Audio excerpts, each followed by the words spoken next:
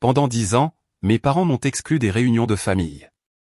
Aujourd'hui, ils en ont une dans une maison à la plage. Et bien sûr, ils ne m'ont pas invité. Mais je suis ici quand même, debout devant la porte principale. En train de regarder leur visage se déformer de surprise. Parce que cette maison, c'est la mienne. Je m'appelle Sofia Moreno. J'ai 30 ans. Et je suis figé dans le couloir de ma propre maison. Après 10 ans de silence total. Mes parents viennent d'entrer dans ma maison de plage. Celle qu'ils croyaient avoir louée pour leur réunion familiale exclusive. Moi, on ne m'avait pas invité, bien sûr. L'expression sur le visage de mon père. Quand il a compris que j'étais la propriétaire de cet endroit. Et quelque chose que je n'oublierai jamais. Le sac de créateur de ma mère est tombé par terre. Et son masque de parfaite femme bien élevée s'est fissuré pour la première fois en 10 ans. La dernière fois que je les avais vus. J'avais à peine 20 ans. Et je partais sans rien d'autre que 750 € et un appareil photo. Pendant qu'ils me disaient que, pour eux, j'étais morte. Je n'ai pas crié quand ils sont apparus aujourd'hui à ma porte. Je n'en avais pas besoin. Avant de vous raconter la suite. Laissez un commentaire pour me dire depuis où vous lisez. Est-ce que vous seriez resté calme si vous étiez face aux personnes qui vous ont effacé de leur vie? Mettez un j'aime et abonnez-vous. Si vous avez déjà dû vous reconstruire après que quelqu'un a voulu vous détruire. Grandir comme l'enfant du milieu de la famille Moreno. Ça voulait dire exister dans un état constant de pas assez bien. Mon père, Javier, un promoteur immobilier à l'ancienne, riche, de Madrid. Et ma mère, Elena, d'une famille andalouse tout aussi prestigieuse. Avaient organisé leur vie comme l'un de leurs projets de rénovation. Conçu avec soin pour l'apparence, pas pour le confort. Mon grand frère Jem a suivi le chemin classique. Études à l'université Complutense. Diplôme d'avocat. Associé dans un cabinet prestigieux à 28 ans. Ma petite sœur Amanda s'est mariée avec le fils d'un des associés de mon père. Avant même de finir la fac. Sécurisant sa place dans notre cercle social familial. Avec un diamant de 4 carats. Et une carte d'un club de golf privé. Et puis, il y avait moi. Depuis l'âge de 7 ans. J'avais un appareil photo partout avec moi. Pas un appareil cher. Juste un petit appareil photo jetable en plastique. Que ma grand-mère m'avait offert. Je prenais des photos de tout. La lumière qui passait sur la table du petit déjeuner. Les ombres sur notre pelouse bien taillée. Le sourire discret de notre femme de ménage Martha. Quand elle pensait que personne ne la regardait. La photographie, c'est un passe-temps, Sofia. Disait ma mère en replaçant soigneusement les coussins que j'avais déplacés sur le canapé. Ce n'est pas un vrai métier pour quelqu'un comme toi. À 16 ans. J'avais économisé assez grâce à mes anniversaires et au babysitting. Pour m'acheter mon premier vrai appareil photo. Je passais tout mon temps libre à apprendre des techniques. Dans des livres de la bibliothèque et dans des tutos en ligne. Je cachais ma passion. Comme d'autres ados cachent des cigarettes ou de l'alcool. Tu dois te concentrer sur quelque chose de pratique. Insistait mon père pendant ma dernière année de lycée. Le commerce, peut-être.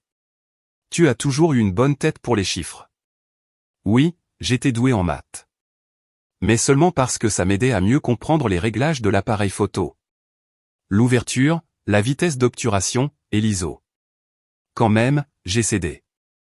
J'ai postulé en commerce à l'université Carlos III de Madrid. Ils étaient contents. Ce qu'ils ne savaient pas, c'est que je m'étais aussi inscrite à des cours optionnels de photographie. Je m'échappais dans le bâtiment des arts entre deux cours d'économie. Pendant 4 ans, j'ai vécu une double vie. La fille obéissante qui suivait un parcours sérieux. Et en secret, la passionnée qui alimentait son rêve. Puis le jour de la remise des diplômes est arrivé. On était assis aux restaurants à Laquin. Les verres en cristal reflétaient la lumière douce. On fêtait mon tout nouveau diplôme en commerce. J'avais préparé ce moment avec soin. J'avais une offre de stage dans une agence de publicité très réputée. Un poste que mon père m'avait aidé à obtenir. Je sentais que j'avais enfin assez de pouvoir pour leur dire la vérité. J'ai décidé de me consacrer à la photographie professionnelle. Ai-je annoncé après qu'on ait débarrassé les entrées. J'ai été accepté dans un programme de mentorat très reconnu. Le silence qui a suivi a été total. Le sourire de ma mère est resté figé. Mais ses yeux sont devenus glacials. Mon père m'a simplement regardé. Comme si je venais de parler une langue qu'il ne comprenait pas. Ne dis pas de bêtises, a-t-il dit finalement. Tu commences chez Sanchez y Associado le mois prochain. Tout est déjà arrangé. Je ne le ferai pas, ai-je répondu avec une voix plus ferme que ce que je ressentais. J'ai déjà refusé leur offre. Ce qui a suivi a été un démantèlement méthodique de mes rêves. Exprimé avec le ton calme que mes parents gardaient pour leurs négociations d'affaires. La photographie, disaient-ils, c'est imprévisible, instable financièrement, et en dessous de notre statut familial. Ils ont cité des statistiques sur les artistes ratés. Sur les talents gâchés. Si tu fais ça, a dit mon père finalement. Tu le feras sans notre aide, ni financière, ni d'aucune sorte. On a trop investi en toi pour te voir tout gâché. Tu reviendras à la raison, a ajouté ma mère. Mais je ne suis pas revenu. 2 jours plus tard. J'ai emballé tout ce que je pouvais dans ma vieille site Ibiza. Principalement des vêtements et du matériel photo. Mon compte bancaire contenait ce qui restait de mon cadeau de fin d'études. 750 €. Pas assez pour la caution d'un appartement. À peine assez pour quelques semaines dans une auberge. J'aime à regarder faire mes valises. Appuyé contre le cadre de la porte de ma chambre. Ça leur passera, a-t-il dit. Même si son ton disait le contraire. Amanda n'est même pas montée me dire au revoir. Cette première année a été brutale. J'ai loué une chambre dans un appartement bondé à lavapiés. Avec 3 colocataires. La journée, je travaillais comme barista. L'après-midi, je servais dans un restaurant. Le soir et les week-ends. Je construisais mon portfolio. Je photographiais tout ce qui pouvait me faire remarquer. Paysages urbains. Événements pour des amis ou des connaissances sans budget. Photos de profil pour les applis de rencontres. Le premier Noël loin de chez moi. J'ai appelé mes parents. Ça sonnait, ça sonnait. Personne n'a répondu. Pas de messagerie. J'ai réessayé à Nouvel An. Puis pour mon anniversaire. Puis à Pâques. Finalement, j'ai arrêté d'essayer. J'aime m'envoyer encore quelques textos cette première année. Joyeux anniversaire. Joyeux Noël. Il a même pris un café avec moi une fois. C'était gênant. Il regardait sa montre toutes les 2 minutes. Ils ont juste besoin de temps. A-t-il dit sans me regarder dans les yeux. Tu sais comment ils sont avec l'image familiale. La 2e année. Même ces messages se sont arrêtés. J'ai vu sur les réseaux qu'Amanda avait eu son premier enfant. Personne ne m'a dit que j'étais devenue tante. J'ai appris la mort de ma grand-mère via un avis de décès en ligne. Mon nom ne figurait pas parmi les membres de la famille survivants. Le silence n'était pas juste une absence. C'était un effacement. Comme si je n'avais jamais existé. Ma grande opportunité est arrivée par pur désespoir. Un photographe de mariage connu avait besoin d'un assistant en urgence. Car son assistant habituel était malade. La paie était minime, 100 € pour 12 heures de travail. Mais j'avais besoin de chaque euro. Je suis arrivé tôt. Je suis resté tard. Et j'anticipais ce dont il avait besoin avant même qu'il le demande. Mais tu as déjà fait ça, m'a-t-il demandé alors qu'on rangeait le matériel à 2 heures du matin. Non, mais je veux apprendre, ai-je répondu. Il s'appelait Guillermo Reyes. Et il m'a prise sous son aile. Pas par pitié, Guillermo n'était pas du genre à faire de la charité. Mais parce qu'il a reconnu en moi une fin de réussir qui égalait la sienne. En 6 mois, j'étais sa 2e photographe. Pour des mariages haut de gamme. J'apprenais non seulement la technique photo, mais aussi le côté business du métier créatif. Contrat, gestion de clients, marketing. Et l'immobilier, m'a-t-il dit un jour en regardant mon portfolio? C'est là qu'est l'argent régulier. Les mariages, c'est saisonnier. Les gens achètent des maisons toute l'année.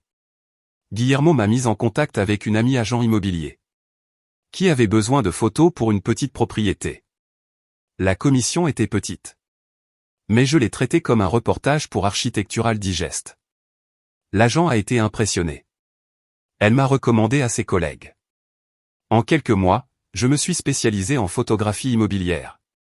Développant une réputation pour rendre même les propriétés modestes. Aussi belle que possible. 2 ans après avoir lancé ma nouvelle carrière. J'ai eu ma première propriété de luxe.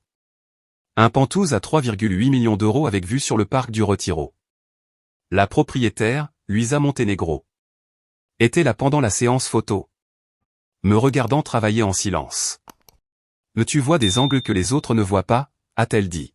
« Tu trouves de la beauté là où on ne l'attend pas. » Luisa avait 68 ans. Une veuve qui avait construit un empire de l'édition toute seule. Elle m'a engagé pour plusieurs de ses propriétés. Puis m'a recommandé à ses amis.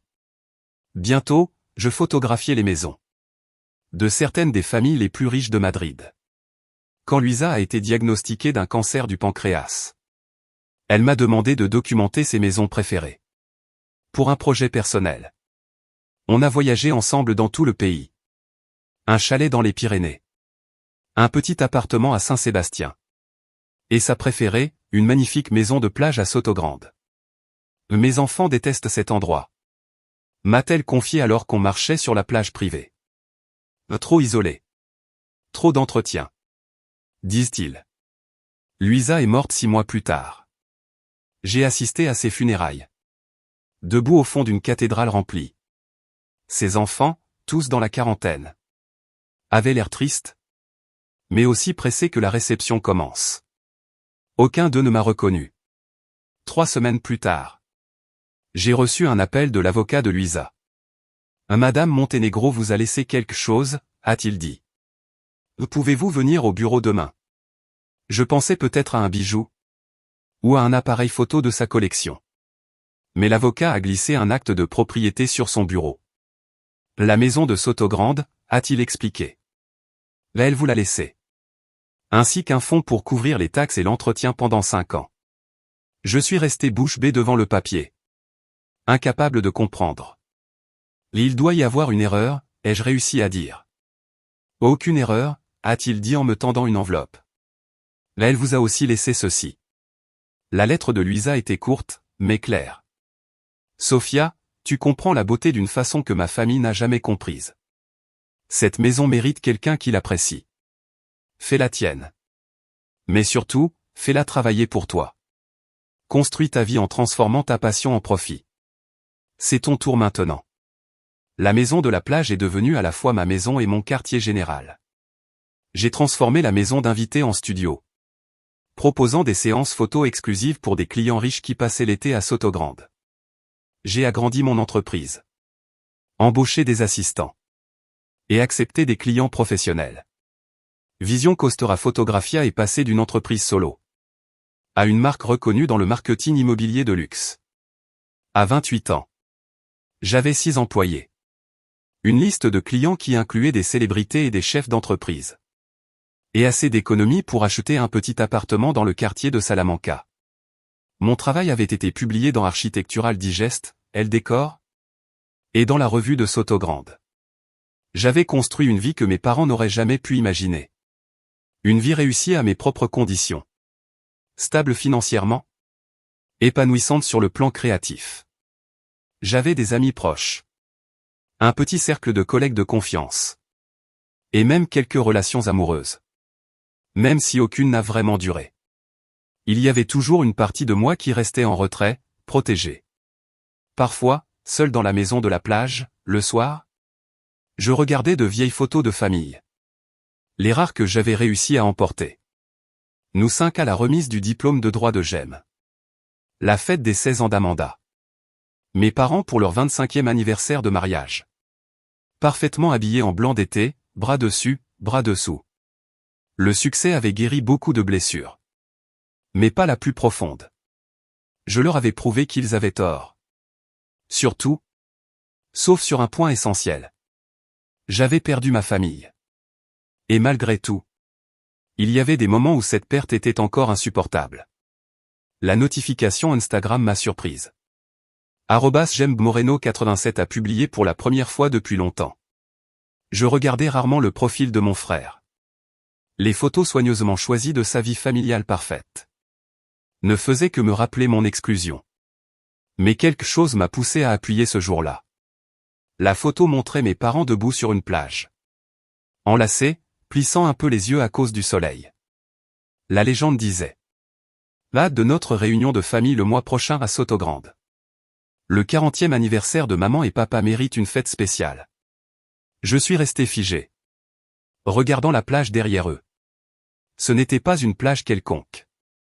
C'était ma plage. Le tronçon privé derrière la maison de Luisa. Ma maison. Après quelques recherches, j'ai découvert la vérité. Ma famille avait loué ma maison de la plage, par l'intermédiaire d'une agence qui gérait des biens de luxe, pour des propriétaires absents. Tout était fait de manière anonyme. Les clients ne savaient jamais à qui appartenait la maison qu'ils louaient. Mon premier réflexe a été d'annuler immédiatement la réservation. J'ai appelé ma gestionnaire de propriété, Angela. Ils ont tout payé, a-t-elle dit. Non remboursable. Ce serait très inhabituel d'annuler sans motif valable. Le motif, c'est que ce sont mes parents, qui ne m'ont pas parlé depuis 10 ans, ai-je répondu. Il y a eu un long silence. C'est compliqué, a dit Angela finalement. Légalement, on peut annuler. Mais ça pourrait poser problème. Il pourrait laisser des avis négatifs. Contester les frais. Je l'ai remercié et j'ai dit que j'y réfléchirais. Pendant plusieurs jours, j'ai hésité. Une partie de moi voulait fuir la confrontation, planifier un voyage professionnel, et les laisser profiter de leur réunion sans jamais savoir dans quelle maison ils étaient.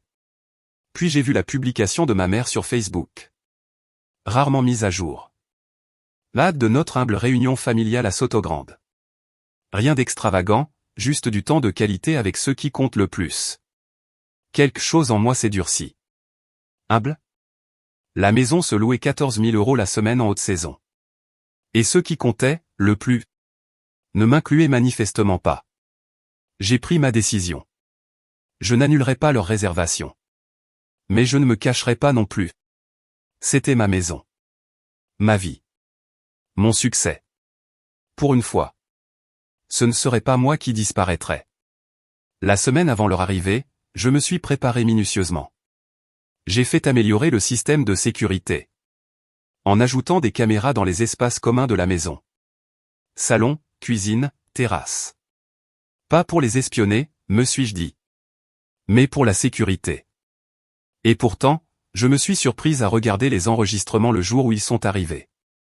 Mon père est arrivé en premier, inspectant la propriété avec des yeux critiques, passant sa main sur les plans de travail en marbre, comme s'il cherchait de la poussière. Ma mère l'a suivi, supervisant l'installation des bagages avec une précision militaire. Jem est arrivé avec sa femme et leurs 2 enfants.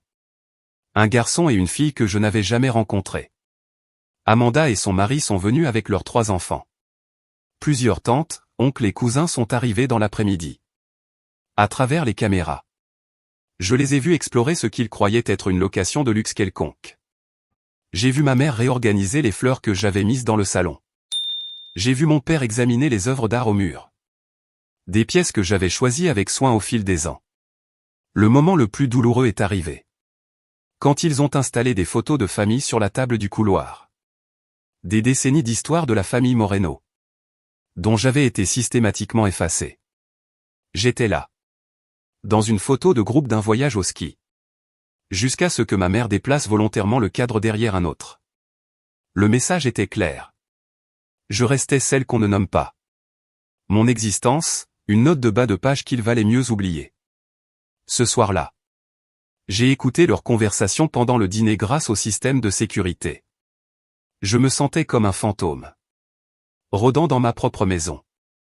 Ils ont parlé de la récente promotion de Jem, des réussites scolaires des enfants d'Amanda, du prochain croisière de mes parents en Méditerranée. Pas une seule fois mon nom n'a été prononcé. Seule ma cousine Zoé, désormais adolescente, même si elle n'était qu'une enfant quand je suis parti, m'a mentionné. Et qu'est-ce qui est arrivé à Sofia? A-t-elle demandé pendant un moment de silence. Elle prenait toujours les plus belles photos aux réunions de famille. Le silence a été immédiat. Lourd. Ce n'est pas un sujet approprié pour le dîner, Zoé, a dit enfin ma mère. Je demandais juste, a insisté Zoé. Elle a toujours été gentille avec moi. Ta cousine a fait ses choix, a répondu mon père. On n'a pas besoin d'en discuter davantage. Zoé a semblé vouloir continuer. Mais elle s'est tue. Devant le regard sévère de ma tante. J'ai éteint l'écran. Avec les mains tremblantes. 10 ans d'absence.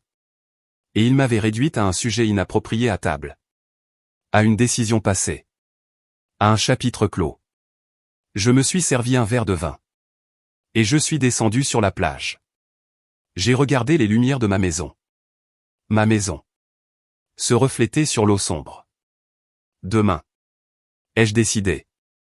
Demain je franchirai cette porte. Et je réclamerai ma place. Pas forcément dans leur famille. Mais dans ma propre histoire.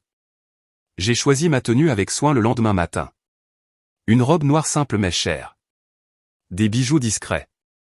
Les cheveux attachés en queue de cheval élégante. Professionnel, réussi.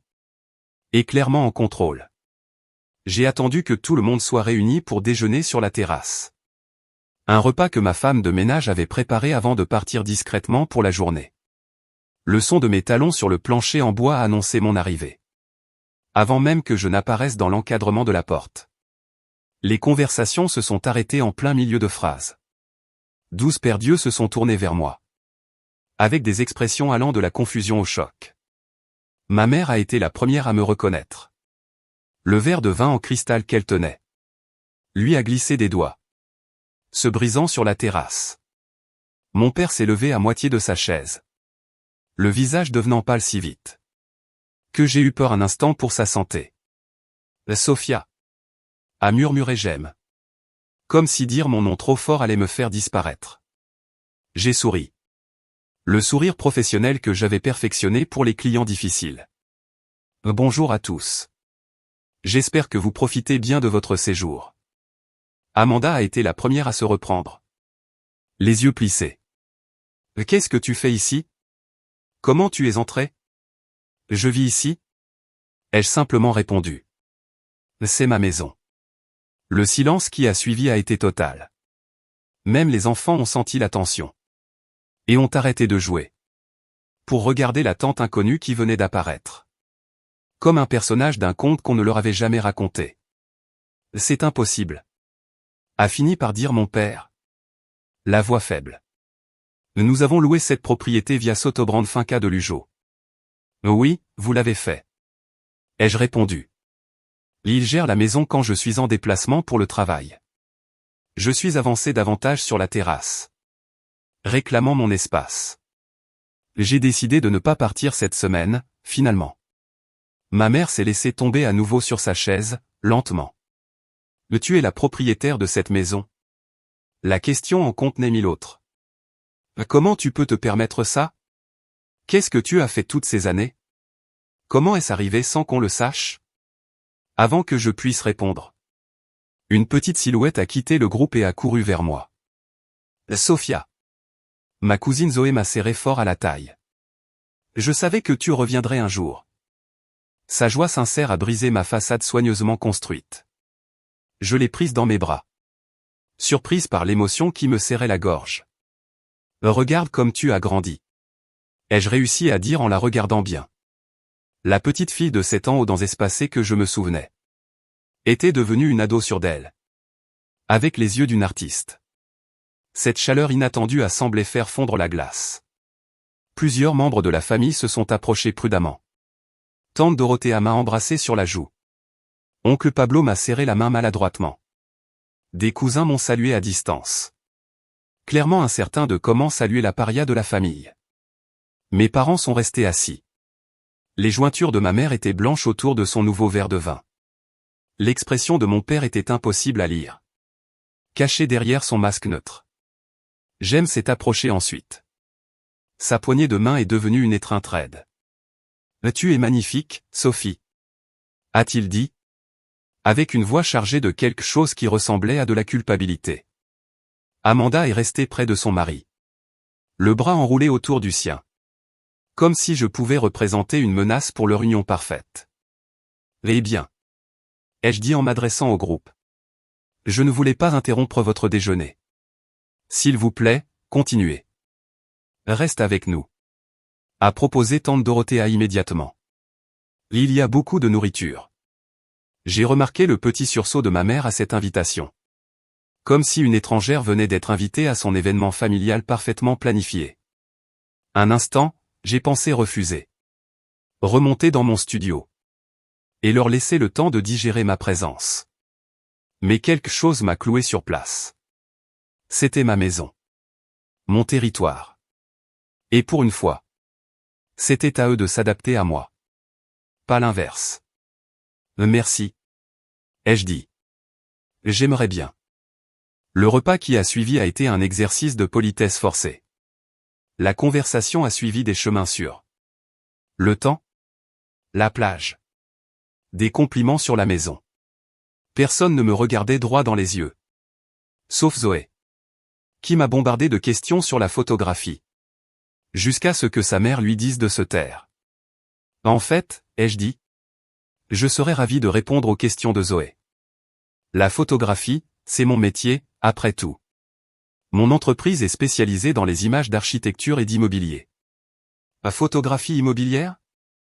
A répété mon père. En me parlant directement pour la première fois. C'est comme ça que tu peux te permettre cet endroit.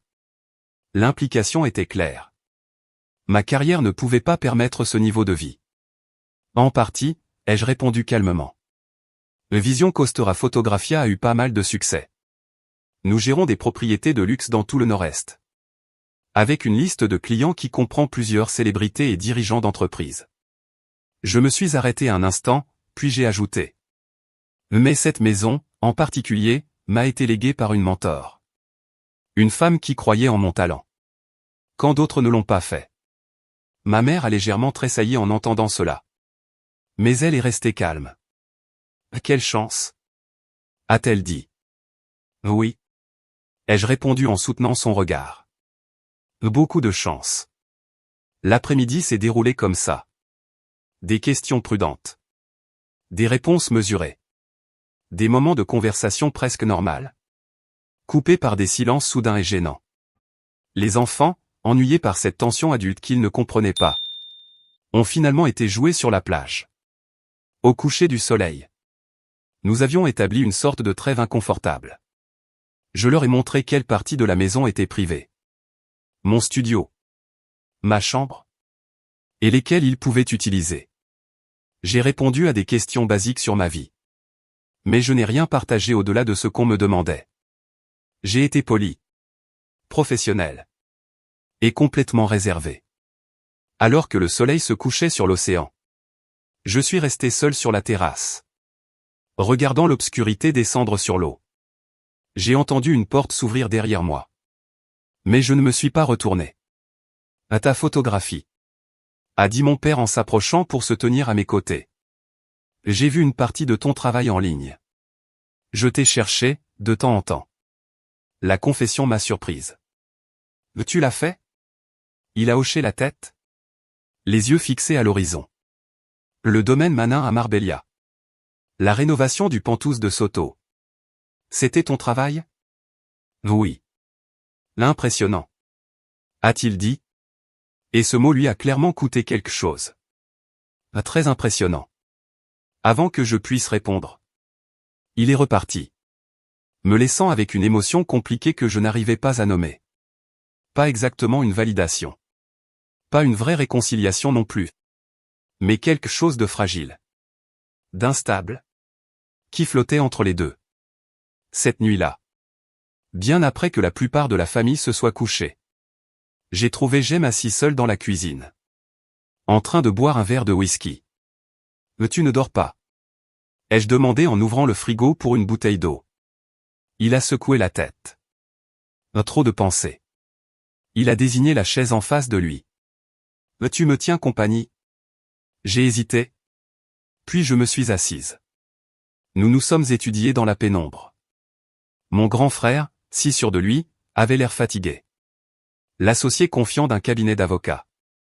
Avait maintenant des rides de stress. Qu'il n'avait pas 10 ans plus tôt. Et ils ont dit à tout le monde que tu avais eu une dépression nerveuse. A-t-il lâché brusquement. Après la remise des diplômes. Ils ont dit que tu ne pouvais pas supporter la pression de commencer ta carrière. J'ai encaissé cette information lentement. Une dépression nerveuse était plus facile à expliquer que d'admettre que je les avais défiés. Jem a pris une autre gorgée de whisky. Ils ont dit à la famille élargie que tu recevais un traitement cette première année. Puis, quand tu n'es pas revenu en t'excusant, ils ont simplement arrêté de parler de toi. Ils ont clairement fait comprendre que le sujet était clos. Et toi, tu as accepté. Ai-je dit. Ce n'était pas une question. C'était une affirmation. Il n'a pas nié. Au début, je pensais qu'ils avaient peut-être raison. Que tu allais galérer et revenir. Quand tu ne l'as pas fait. Il a haussé les épaules. Un geste rempli de tout ce qu'il n'avait pas fait. C'était plus facile de garder la paix. Plus facile pour qui? Pour tout le monde. Pour l'image de la famille. Il a regardé son verre. Papa contrôle tout, Sophie. Les finances familiales. Les contacts. Les opportunités. Amanda et moi avons construit nos vies à l'intérieur de son monde. Toi, tu as été la seule à avoir le courage de partir. Ce n'était pas du courage. Ai-je dit à voix basse. C'était de la survie. Jem a hoché lentement la tête. Je le sais maintenant. Nous sommes restés silencieux un moment. Pourquoi ont-ils vraiment organisé cette réunion? Ai-je fini par demander. Maman n'a jamais été du genre sentimental avec les anniversaires. Jem a hésité. Puis il a semblé prendre une décision. L'entreprise de papa a des problèmes. Elle en a depuis des années. Mais ça a empiré récemment. Le marché s'est effondré. Les investissements ont échoué. Ils font semblant que tout va bien. Mais... Il a montré la cuisine autour de nous. C'est la première réunion de famille en 3 ans. Qu'ils n'organisent pas dans leur propre maison. Ils ont dit à tout le monde que c'était pour l'expérience à la plage. Mais en vérité, ils n'ont pas les moyens de leur train habituel. Et leur maison, ils l'ont mise en hypothèque une 2e fois.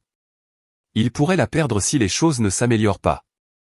J'ai essayé de digérer cette information. De la concilier avec l'image que j'avais toujours eue de mes parents. Sur 2 financièrement.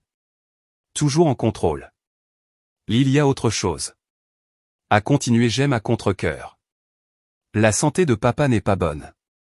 Des problèmes cardiaques. Il a fait un malaise au bureau le mois dernier. Il est soigné?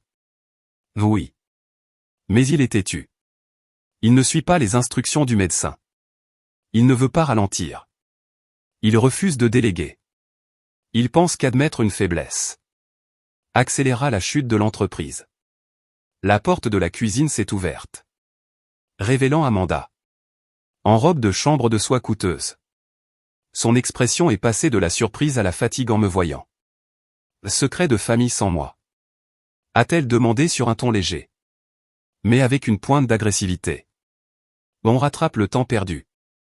A répondu Jem. Tu veux te joindre à nous? Elle a hésité. Puis a pris la 3e chaise. Pendant un moment, les 3 enfants Moreno étaient là. Réunis dans ma cuisine. Après 10 ans de séparation. Ta maison est magnifique. A fini par dire Amanda. Chaque mot choisi avec soin. Tu as bien réussi. Merci. Ça doit être agréable. A-t-elle poursuivi. Avec une touche d'amertume. D'avoir une liberté totale. Pas d'attente. Pas d'obligation. J'ai construit ma vie depuis 0. Ai-je répondu calmement. Ça vient avec ses propres pressions. Au moins, tu as pu la construire à ta façon. Elle a fait tourner sa bague de mariage autour de son doigt. Certains d'entre nous ont suivi le plan. Et pourtant on est quand même malheureux. Cette confession brutale est restée suspendue entre nous. Thomas me trompe? A-t-elle dit d'un ton sec. Depuis des années. Papa le sait. Mais fait semblant de ne rien voir. Le père de Thomas est son plus gros investisseur. L'image parfaite de la famille Moreno. Doit être maintenue, coûte que coûte. Jem a tendu la main sur la table. Et a serré la sienne. C'était évident. Ce n'était pas nouveau pour lui. Les deux avaient gardé leur lien. Leur secret. Pendant que moi. J'avais été mise dehors. Pourquoi tu restes? Ai-je demandé. Amanda a laissé échapper un petit rire amer. 3 enfants. Un contrat de mariage qui ne me donne rien si je pars. Et aucune carrière à moi. Qu'est-ce que tu voudrais que je fasse? Avant que je puisse répondre, on a entendu des pas dans le couloir. Elena Moreno est apparue dans l'encadrement de la porte. Son visage était soigneusement maîtrisé, avec l'expression agréable qu'elle portait comme une armure. Une réunion nocturne, a-t-elle observé. Très bien. La conversation entre nous s'est arrêtée net. Même à plus de 30 ans. La présence de ma mère imposait encore un silence immédiat. Certaines dynamiques ne changent jamais. Justement, on allait se coucher, a dit Jem en se levant rapidement. Amanda l'a suivi. Ils sont passés devant notre mère, en lui murmurant un « bonne nuit », me laissant seul avec elle. Elena a pris la chaise vide de Jem, assise bien droite, comme toujours. De près, je pouvais voir les fines rides qui n'étaient pas là il y a 10 ans. Et le maquillage coûteux qui ne cachait pas totalement les effets du temps et du stress. C'est une très belle maison, a dit ma mère après un moment. Tu as construit une vie plutôt réussie. Oui, ai-je répondu. Je l'ai fait sans aucune aide. Elle a lissé une pliure imaginaire sur la nappe. Tu dois être très fier. Je le suis. Elle a hoché la tête, les yeux fixés sur ses mains parfaitement manucurées. Ton père et moi avions certaines attentes. Des plans pour les vies de nos enfants. Je m'en souviens. On pensait qu'on te protégeait, a-t-elle dit en levant enfin les yeux. Le monde peut être cruel avec les rêveurs, Sophia. On ne voulait pas que tu te battes pour rien. Alors à la place, vous m'avez coupé complètement. Quand je n'ai pas suivi le plan. Elle a eu un léger frisson. Mais elle n'a pas nié. On pensait que tu reviendrais. Qu'un jour, tu comprendrais qu'on avait raison. Et quand je ne suis pas revenu? De l'orgueil, a-t-elle répondu simplement. Des deux côtés, peut-être. On s'est tu. 10 ans d'absence s'étendaient entre nous, comme un territoire vaste et inconnu. Jem m'a dit que papa est malade. Ai-je dit enfin. Quelque chose a changé sur son visage. De la surprise. Puis de la résignation. Son cœur. Il refuse de ralentir. Il n'écoute pas les médecins. C'est toujours son pire ennemi. Pour la première fois, j'ai entendu une peur sincère dans la voix de ma mère. Derrière son masque parfait, elle était terrifiée de le perdre. Et les problèmes d'entreprise.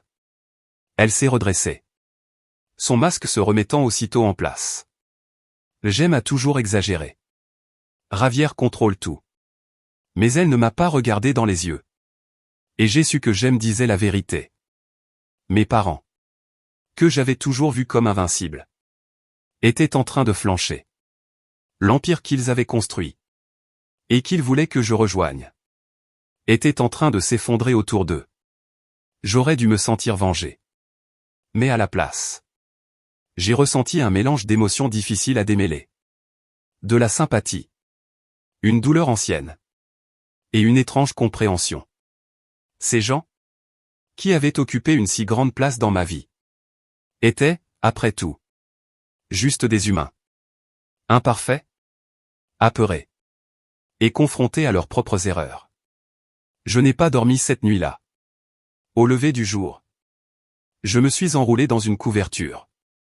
Et je me suis assise sur ma plage privée, regardant la lumière passer du gris au rose. Puis alors, la confrontation que j'avais redoutée et attendue pendant une décennie avait enfin eu lieu. Mais rien ne semblait vraiment résolu. À la place, je me sentais vide. Comme si la colère, qui avait en partie alimenté ma réussite, s'était épuisée, laissant place à une incertitude silencieuse. Le bruit de pas dans le sable m'a fait me retourner.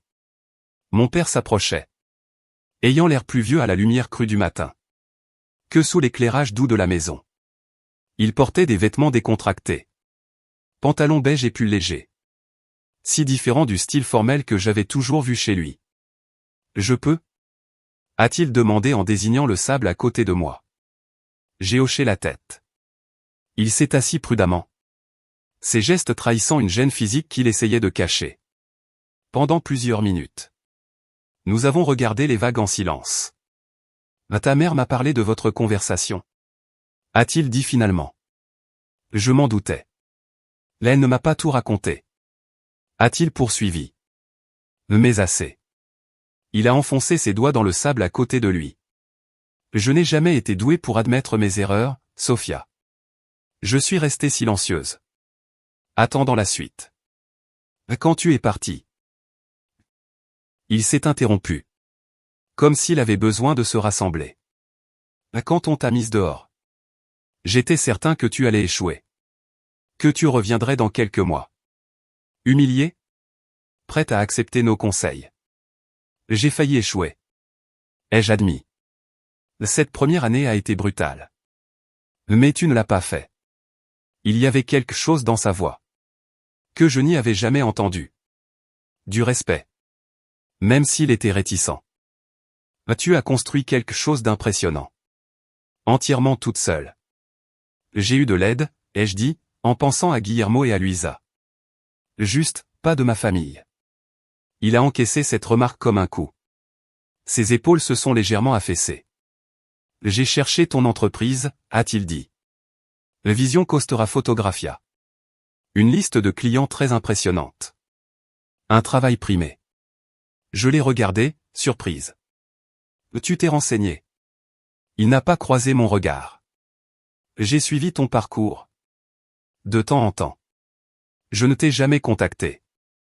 Je faisais juste des vérifications. Cette révélation m'a secoué. Il avait surveillé ma carrière en silence. Tout en continuant à faire comme si je n'existais pas. Pourquoi? Il a haussé les épaules. Un geste presque banal pour un homme si rigide. Tu es ma fille. Cette simple phrase est restée suspendue entre nous. Contenant à la fois le lien qu'il n'avait jamais totalement coupé. Et le soutien qu'il m'avait complètement retiré. Ton entreprise semble plutôt réussie. A-t-il repris.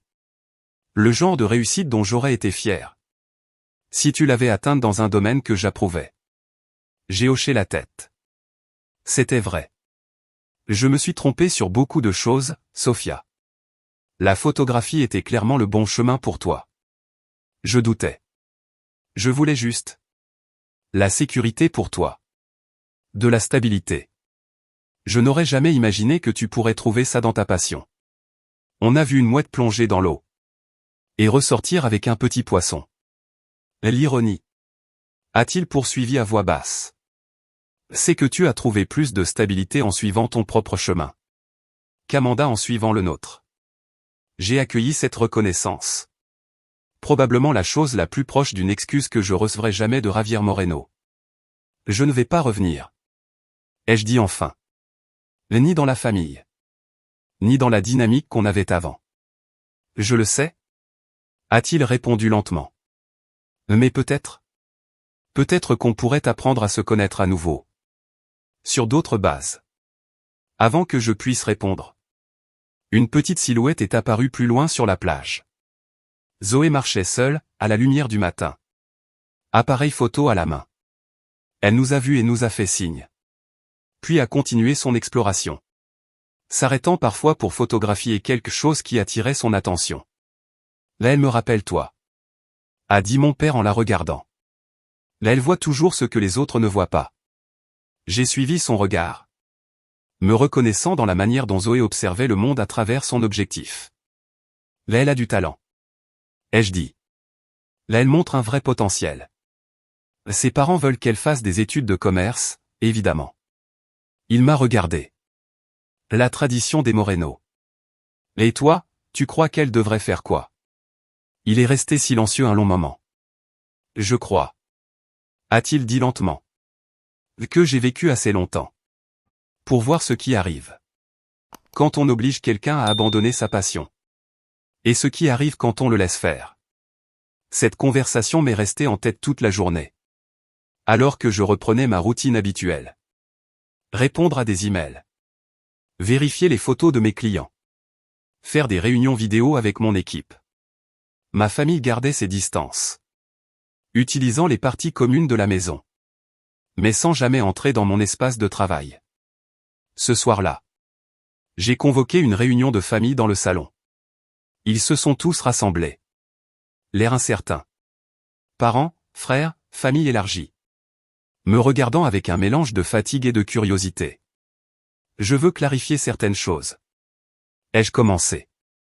Cette réunion a été une surprise pour tout le monde. Mais maintenant qu'on est là, je pense qu'il est temps de poser les bases pour l'avenir. Ma mère s'est redressée dans son fauteuil. Prête à négocier. Comme dans une réunion d'affaires. Tu as quoi en tête? Je ne cherche pas une réconciliation totale. Ai-je dit honnêtement. Trop de choses se sont passées. Trop de temps a passé. On ne peut pas simplement faire comme si rien ne s'était passé. Mais je suis ouverte à construire quelque chose de nouveau. Quelque chose de plus sain. Défini le plus sain. A dit mon père. Toujours précis comme un avocat. Du respect mutuel. Ai-je répondu. La reconnaissance qu'on a tous suivi des chemins différents. Plus de silence. Plus de faux semblants. Si on doit avoir une relation, elle doit se baser sur ce qu'on est vraiment. Pas sur ce que vous auriez voulu que je sois. Amanda a bougé, mal à l'aise. Donc on fait juste comme si les 10 dernières années n'avaient jamais existé? On fait semblant que tout va bien? Non. Ai-je répondu fermement. On reconnaît qu'il y a eu une rupture. On reconnaît que chacun de nous, moi y compris, a fait des choix qui nous ont amenés ici. Et ensuite, chacun décide du type de relation qu'il veut avoir à partir de maintenant. Et si certains d'entre nous ne veulent pas de relation? A lancé Amanda. J'ai croisé son regard. C'est un choix valable. Je ne demande à personne de faire semblant. Ni d'avoir une connexion qu'il ne ressent pas. Ma mère a toussé légèrement. Et donc? Qu'est-ce que tu proposes exactement, Sophia? De petits pas. Ai-je dit. Des appels pendant les fêtes? Des emails de temps en temps. Peut-être un dîner quand je suis en ville. Rien de forcé. Rien d'obligatoire. Juste des portes ouvertes. Au lieu de murs. J'aime à hocher la tête lentement. J'aimerais ça. A-t-il dit à voix basse. Mon père me regardait avec une expression que je ne pouvais pas décrypter. Quelque part entre l'admiration et le regret. Tu es devenue une excellente négociatrice. A-t-il remarqué. J'ai appris des meilleurs. Ai-je répondu. Même si j'utilisais ces leçons. Très différemment de ce qu'ils avaient prévu. Un petit sourire a touché ses lèvres. Le premier vrai que je voyais sur lui depuis plus de 10 ans. Tes conditions sont raisonnables. A-t-il dit finalement. Je les accepte. Ma mère a hésité.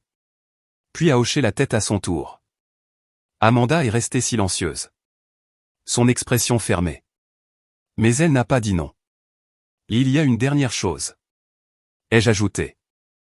Zoé a un œil exceptionnel pour la photo. J'aimerais bien être sa mentor. Si elle est d'accord. L'aider à développer son talent.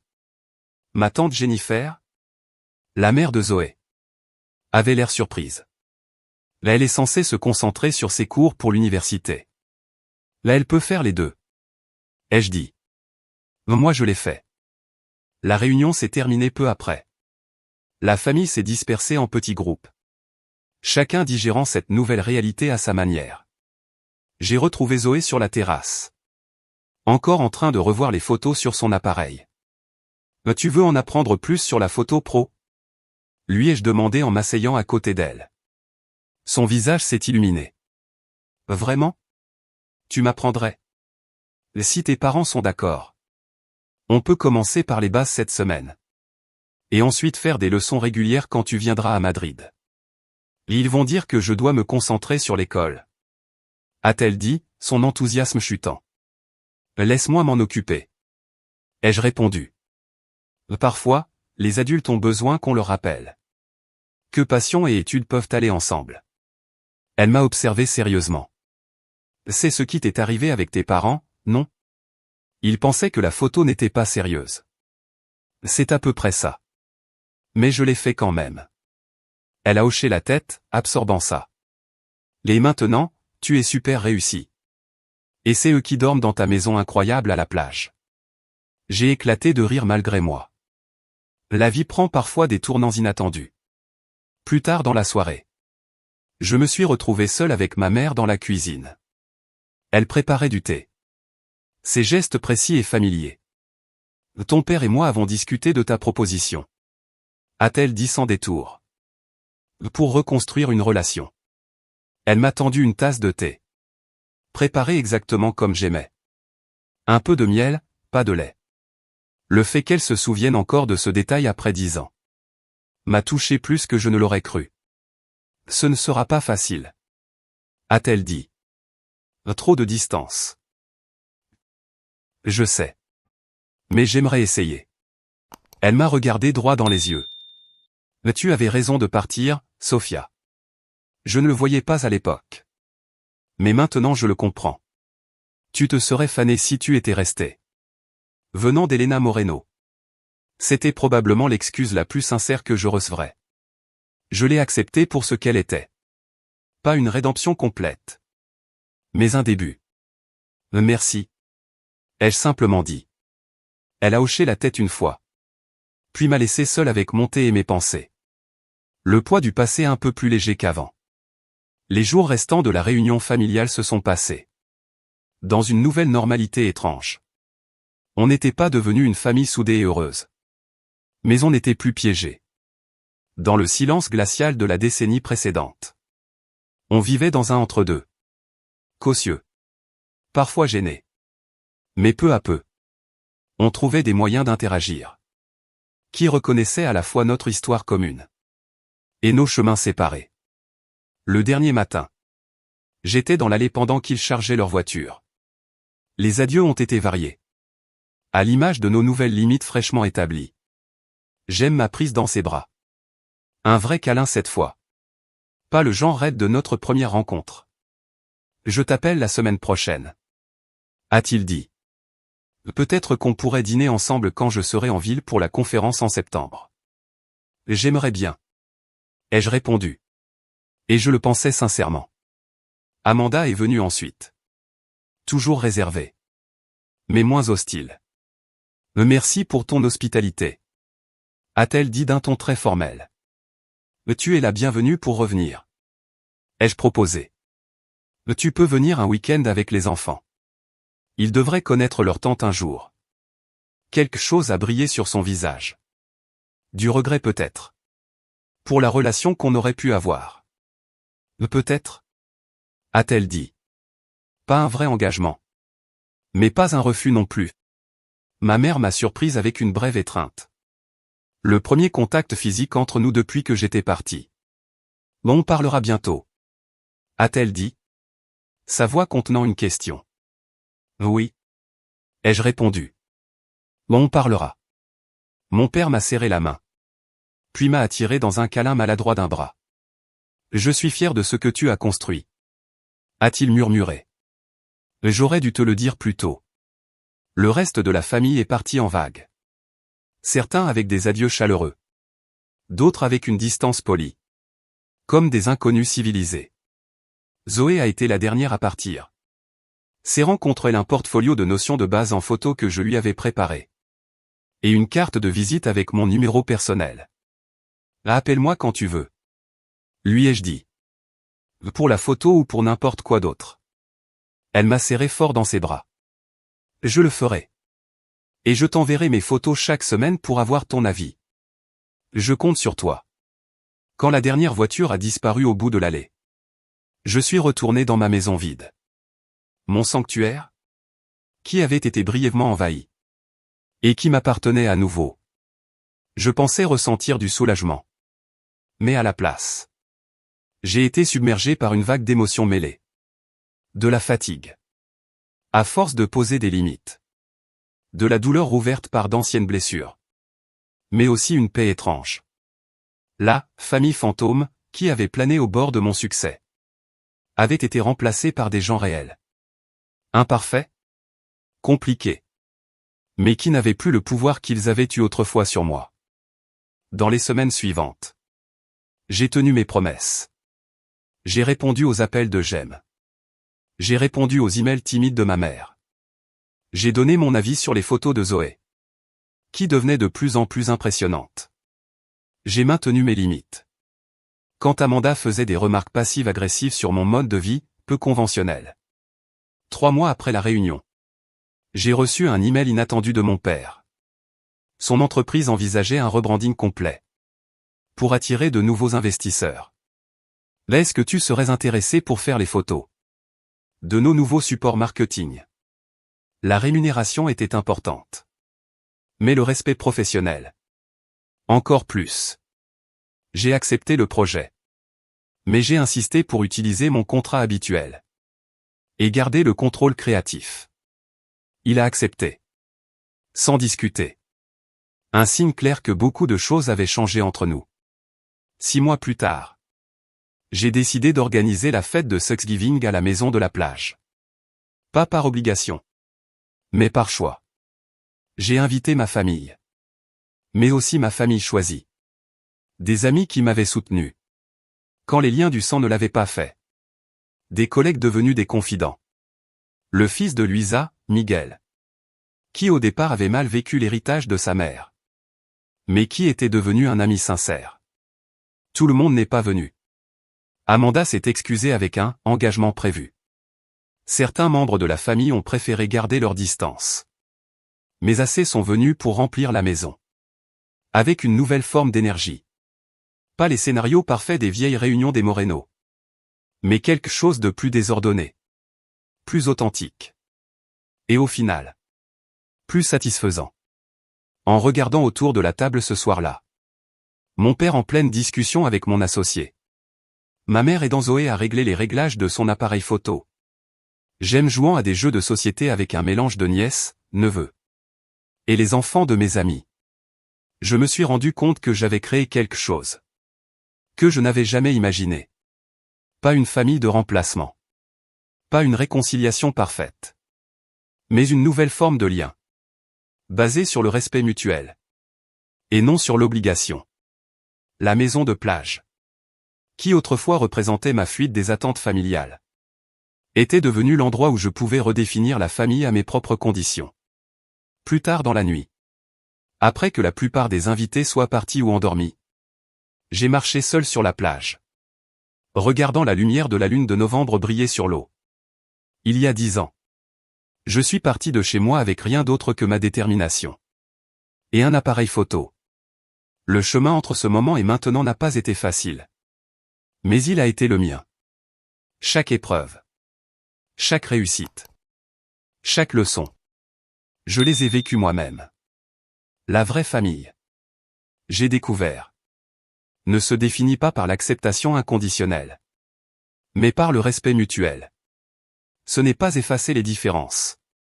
Mais les honorer. Parfois. Les limites les plus dures à poser sont celles qui permettent enfin la naissance d'une relation sincère. Je n'ai pas tout pardonné.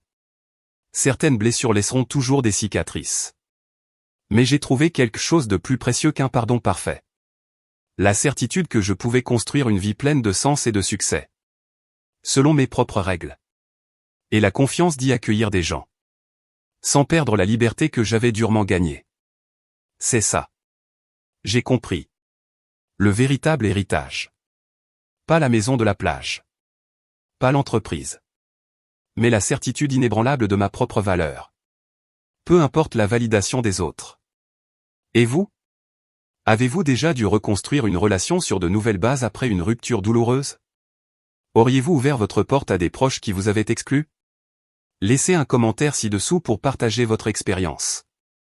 Ou ce que vous auriez fait dans ma situation.